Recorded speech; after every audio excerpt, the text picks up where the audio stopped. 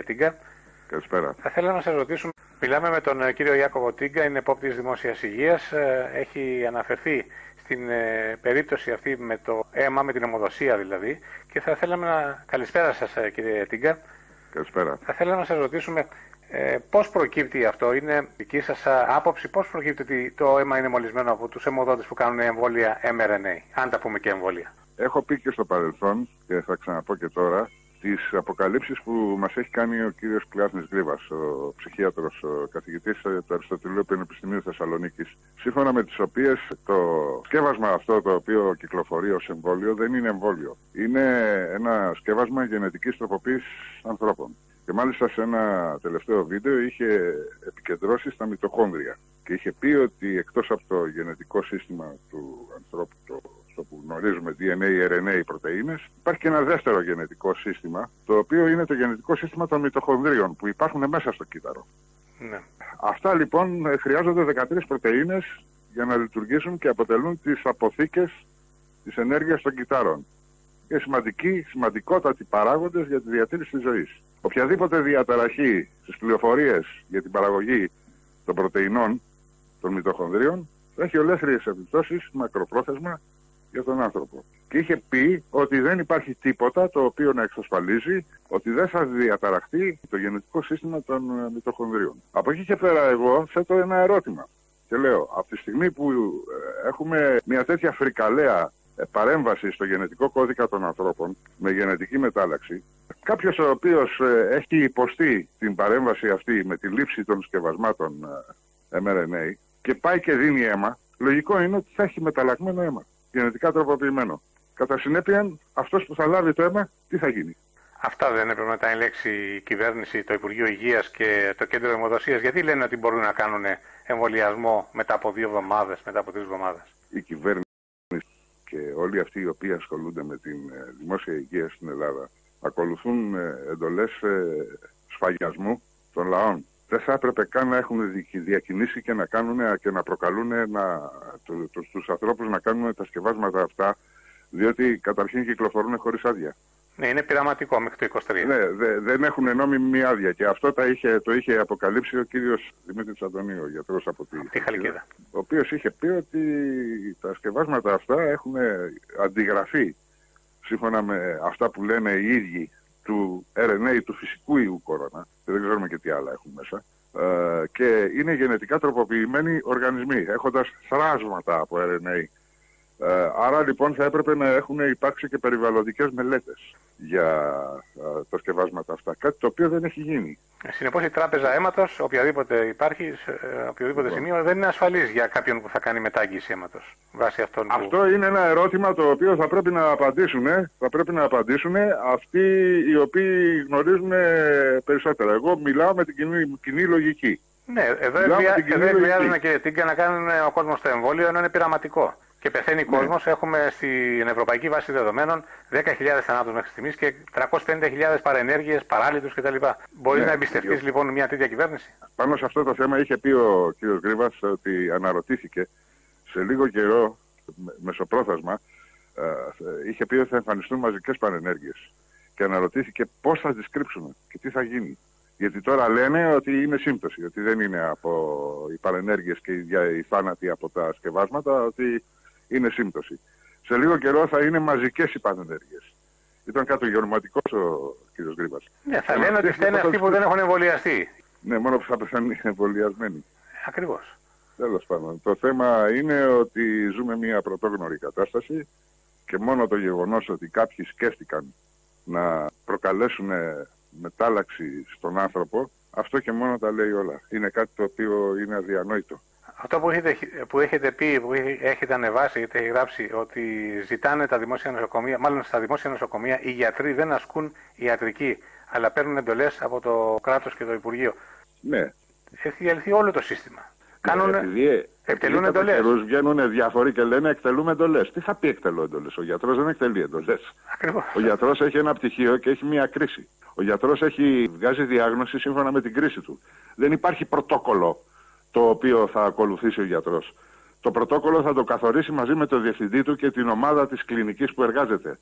Δεν μπορεί να μου λένε οι γιατροί ότι αφήνουν τον άλλον, πάει για σπασμένο πόδι ο άλλος και τον έχουν σε κλινική COVID επειδή βγήκε θετικό σε αναξιόπιστα τεστ. Και δεν του κάνουν θεραπεία, τα οποία δεν διαγνώσκουν τίποτα. Τίποτα. Απολύτως. Και τον αφήνουν με προβλήματα σοβαρά ορθοπαιδικά σε κλινική COVID για να βγουν αρνητικά τα τεστ και σε καραντίνα και άλλες μάρες κουκουνάρες και να μου λένε ότι αυτά διατάσσουν τα πρωτόκολλα του Υπουργείου, ενώ τα ξέρουν ήδη, ξέρουν πάρα πολύ καλά ότι μιλάνε για ένα συνάχη.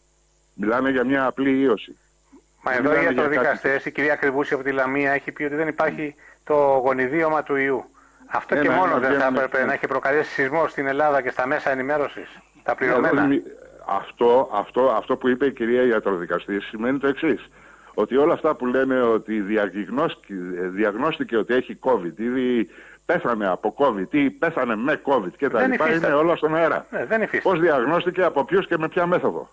Πώς διαγνώστηκε, από ποιους διαγνώστηκε και με ποια μέθοδο. Αυτό λέω, και κάθε μέρα ανακοινώνουν καινούργια κρούσματα. Για ποια κρούσματα λοιπόν μιλάμε? Το κρούσμα σημαίνει συμπτώματα.